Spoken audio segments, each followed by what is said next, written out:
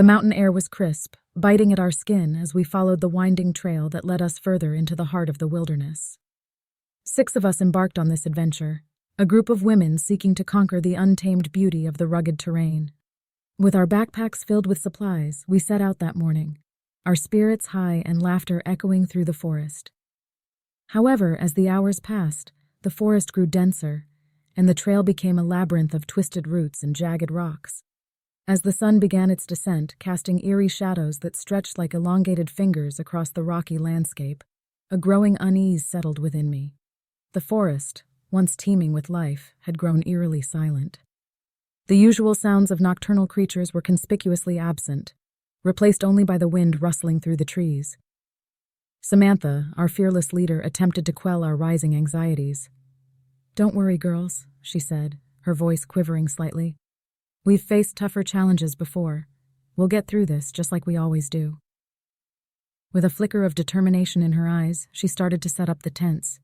Yet her words did little to dispel the creeping dread that had settled over us like a heavy fog. There was something undeniably ominous about the place. As night descended upon us, we gathered around the campfire, its flames offering a flickering sanctuary against the encroaching darkness. The woods seemed to come alive with whispered secrets and phantom footsteps echoing in the distance. I couldn't shake the feeling that we were being watched. Natalie, our resident skeptic, scoffed at our fears. "You guys are letting your imaginations run wild," she said, attempting to sound confident. "It's just the wilderness playing tricks on you, nothing to be afraid of." But even her words held no conviction, and the unease in her eyes betrayed her bravado. We knew deep down that something was amiss, that we were not alone in these woods. As we settled into our tents, the night grew darker, and the forest's silence grew more oppressive. Sleep remained elusive for me, and I lay awake, my heart pounding like a drum in my chest. Then I heard it, the distant, mournful wail of the wind, carrying with it a chilling, otherworldly sound. I strained to listen, unsure if it was merely the wind or something else, something unnatural. The sound grew, evolving into a chorus of eerie voices, barely discernible but undeniably human. My pulse quickened, and I clutched the edge of my sleeping bag. "Did you hear that?" I whispered to Samantha, who was in the tent beside mine. Her voice trembled as she replied, "Yes, I did. But let's not jump to conclusions. It could be other hikers lost in the woods."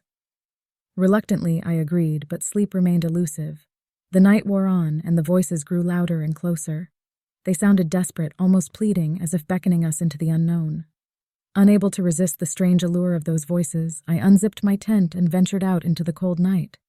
The campfire had dwindled to a few smoldering embers, and the forest was shrouded in an impenetrable darkness. I followed the eerie voices, my flashlight cutting through the blackness like a sword. The trail led me deeper into the woods, and the voices grew more distinct, though still unintelligible. My heart pounded in my chest, and a feeling of dread settled over me like a heavy shroud. I knew I should turn back, but an inexplicable force drove me forward. I stumbled upon a clearing, bathed in the ethereal glow of the moonlight. In the center of the clearing stood 6 figures, their backs to me, swaying to a haunting melody only they could hear. The voices were coming from them, their mouths contorted in unnatural shapes as they chanted in a language I couldn't understand.